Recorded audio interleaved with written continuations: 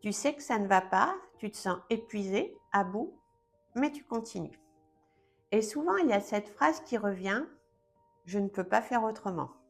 Cette phrase, on l'entend très souvent. Je l'ai même moi prononcée, des dizaines de fois.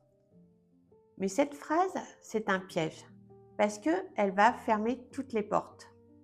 Elle va te faire croire que tu n'as pas le choix, alors que tu es simplement, dans un système qui t'a appris, à vivre d'une seule façon.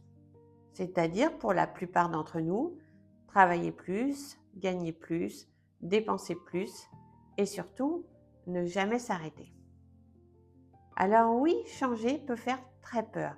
Oui, ça peut vouloir dire revoir son rythme, ses habitudes, parfois même son mode de vie.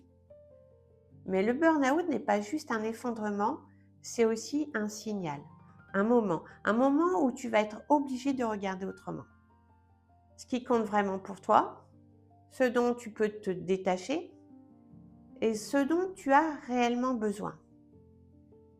Parce que non, tu ne peux pas continuer comme avant, mais ça ne veut pas dire qu'il n'y a pas d'autres solutions, d'autres voies.